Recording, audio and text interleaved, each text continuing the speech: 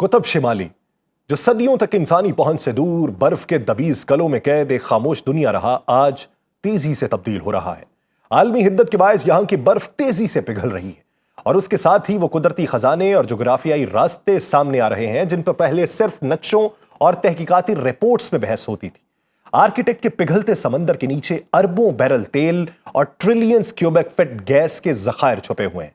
मादनियात, नायाब धातें और समुद्री हयातियात के वसाइल की कीमत इतनी ज्यादा है कि दुनिया की बड़ी ताकतें अब यहां अपनी मौजूदगी को महज साइंसी तहकीक तक महदूद नहीं रख रही, बल्कि फौजी अड्डे, एयरफील्ड्स और जदीद आबदोजों के गश्त में इजाफा कर रही।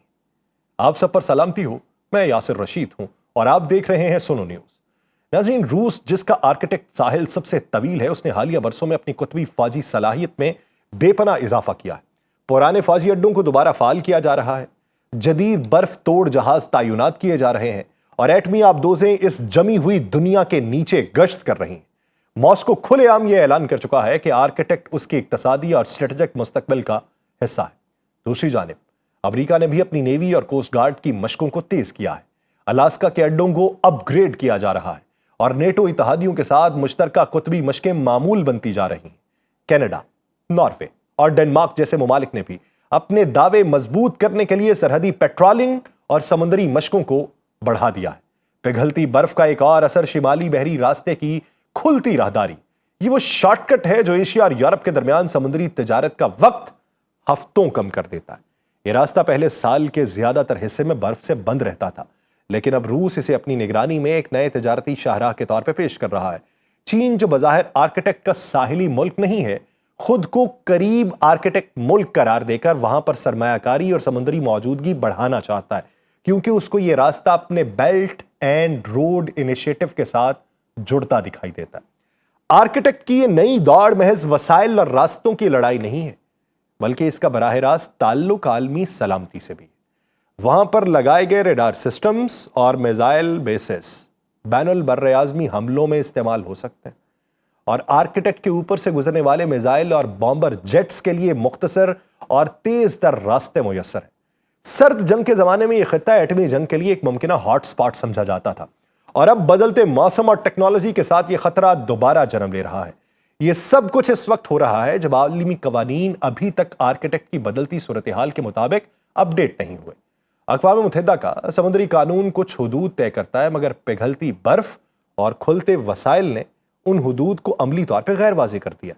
ताकतवर मुमालिक सिफारती मुज़ाकरात के साथ साथ अमली फौजी कदम बढ़ा रहे हैं और इस दौड़ में जो पीछे रह गया वो आने वाले अशरों में अरबों डॉलर की दौलत और तस्वीराती बर्तरी से महरूम हो जाएगा।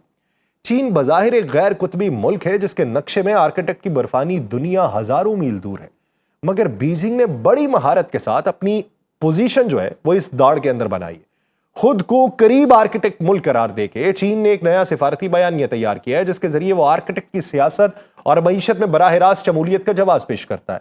ये इस्तिलाह बैनुल अक़वामी कानून में कहीं मौजूद नहीं, मगर चीन के लिए ये एक शतरंज की चाल है, दुनिया को बावर करवाने के लिए कि इस खत्ते में उसके मफादात जोग्राफियाई फासले से नहीं बल्कि आलमी मईशत और मौसमियाती तब्दीली से जुड़े हैं। बीजिंग की दिलचस्पी का सबसे बड़ा पहलू आर्किटेक्ट के मादनियात और तवानाई के ज़खायर है।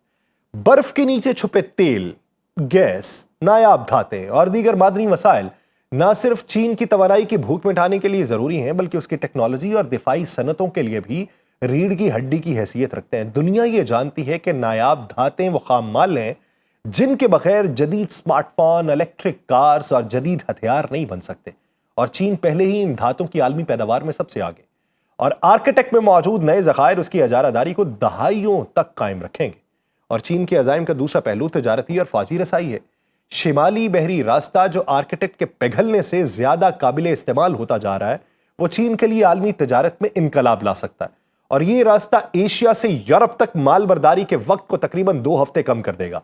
और चीन के लिए ये एक सुनहरी मौका है, क्योंकि बहेरा जनूबी चीन और आबनाए मलाका जैसे रिवायती रास्ते न सिर्फ तवील हैं बल्कि जोग्राफियाई तौर पर हसास और दुश्मन के ज़ेरे असर है। और आर्किटेक्ट का ये नया रास्ता एक मुतबादिल सिक्योर रूट फराहम करता है जो किसी भी आलमी तनाज़े में उसके लिए एक लाइफ लाइन बन जाएगा।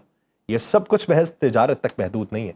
चीन ने रूस के साथ कई मुश्तरका मंसूबे शुरू किए जिनमें बर्फ तोड़ जहाज़ों की तैयारी, बंदरगाहों की तामीर اور تیل و گیس کی پائپ لائنز شامل ہیں۔ ان منصوبوں کے پردے میں بیجنگ آرکیٹیکٹ کے اہم ساحلی مقامات پہ اپنے اثر و رسوخ کو مضبوط کر رہا ہے، اور ماہرین یہ کہتے ہیں کہ یہ انفراسٹرکچر مستقبل میں فوجی مقاصد کے لیے بھی استعمال ہو سکتا ہے، چاہے وہ انٹیلیجنس اکٹھا کرنے کے لیے استعمال ہو یا کسی ممکنہ تنازع میں نیول بیس کے طور پہ۔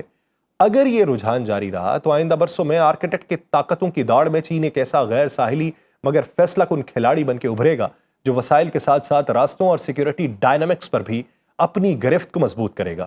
دوسری جانب نیٹو خاص طور پہ امریکہ، کینیڈا، ناروے اور ڈنمارک جیسے رکن ممالک اس خطے میں روسی اثر و رسوخ کو تیزی سے چیلنج کر رہے ہیں۔ روسی عسکری موجودگی یہاں محض علامتی نہیں رہی۔ ماسکو نے گزشتہ ایک دہائی میں درجنوں نئے فوجی اڈے تعمیر کیے ہیں، جن میں ایسے ایئر بیسز شامل ہیں جو جدید لڑاکا طیاروں اور بامبرز جیٹس کو پناہ دے سکتے ہیں۔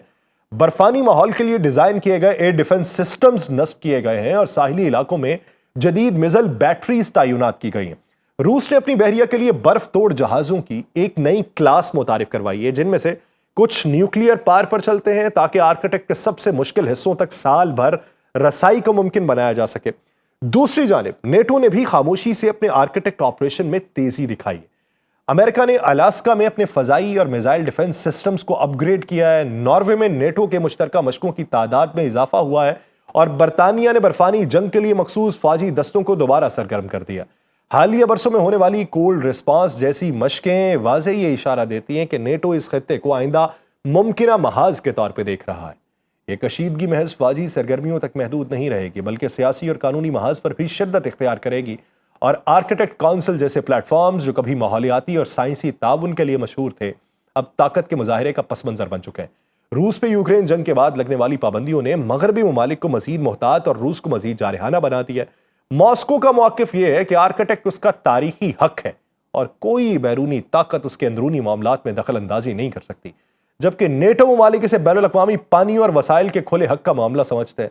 یہ کشیدگی کسی بھی وقت کسی بھی دن براہ راست تصادم میں بدلے گی، خاص طور پہ اگر کسی مشق، جاسوسی مشن یا سمندری راستے میں کسی فریق کی جانب سے حد پار کر لی گئی۔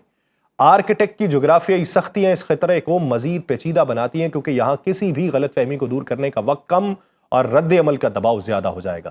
ماہرین خبردار کرتے ہیں کہ آرکیٹیکٹ میں ہونے والا کوئی محدود تنازع بھی بآسانی عالمی جنگ میں بدلے گا، کیونکہ یہاں ملوث طاقتیں سب کی سب نیوکلیئر ہتھیاروں سے لیس ہیں۔ اور آرکیٹیکٹ کے اس بدلتے منظرنامے میں ایک اور پہلو جو نظر انداز نہیں کیا جا سکتا وہ یہ ہے کہ وہاں کے مقامی باشندوں کی زندگی میں پڑنے والا اثر۔ برفانی موسم میں رہنے والے وہ لوگ صدیوں سے شکار، ماہی گیری اور برف پر سفر کرنے پہ انحصار کرتے ہیں، مگر اب برف کے پگھلنے اور بین الاقوامی طاقتوں کی آمد نے ان کی زمین اور وسائل پہ دباؤ بڑھا دیا۔ جہاں ایک طرف تیل و گیس نکالنے والی کمپنیز آئیں گی، وہیں دوسری طرف فوجی اڈے، بندرگاہیں تعمیر ہو رہی ہیں، جس سے ان کے روایتی طرز زندگی تیزی سے ختم ہو رہی ہے، اور اس کے ساتھ ساتھ آرکیٹیکٹ کی برف میں بند صدیوں پرانا کاربن ڈائی آکسائڈ اور میتھین بھی پگھل کر فضا میں شامل ہوگی، جو عالمی درجہ حرارت کو مزید بڑھانے کا خطرہ رکھے گی۔ اس صورتحال میں سوال یہ پیدا ہوتا ہے کہ کیا یہ خطہ مستقبل میں ایک ایسا مقام بن جائے گا جہاں جنگی کشیدگی اور ماحولیاتی بحران ایک ساتھ پھٹیں گے، یا پھر دنیا کوئی ایسا راستہ نکالے گی جس میں معیشت، سلامتی اور ماحول سب کا توازن قائم رکھا جا سکے گا۔ آرکیٹیکٹ میں ممکنہ فوجی تصادم کے منظرنامے نے اس خطے کی تیزی سے بدلتی جغرافیائی حقیقتوں کا ایک سنگین پہلو عیاں کیا ہے۔ برف کے تیزی سے پگھلنے سے یہاں نئی سمندری گزرگاہیں کھلیں گی، جن کے ذریعے ایشیا اور یورپ کے درمیان فاصلہ ہزاروں کلومیٹر کم ہو جائے گا، اور یہ نہ صرف تجارت بلکہ فوجی رسد کے لیے بھی انتہائی اہم ہوگی۔ اور روس نے ان گزرگاہوں پر اپنی موجودگی مضبوط کرنے کے لیے برف توڑ بحری جہازوں کی بیٹریز، ایئر ڈیفنس سسٹمز، نئے فوجی اڈے، جن کی تعداد پچھلے ایک عشرے میں کئی گنا بڑھی ہے، یہاں پہ بڑھائی ہے۔ اور دوسری طرف امریکہ اور نیٹو ممالک اس پیش قدمی کو روکنے کے لیے مشترکہ مشقیں کر رہے ہیں۔ جدید ریڈار سسٹم، فضائی نگرانی کے نیٹ ورک قائم ہو رہے ہیں۔ چین قریبی آرکٹک ریاست کا دعویٰ کرتے ہوئے اس دوڑ میں شامل ہو رہا ہے۔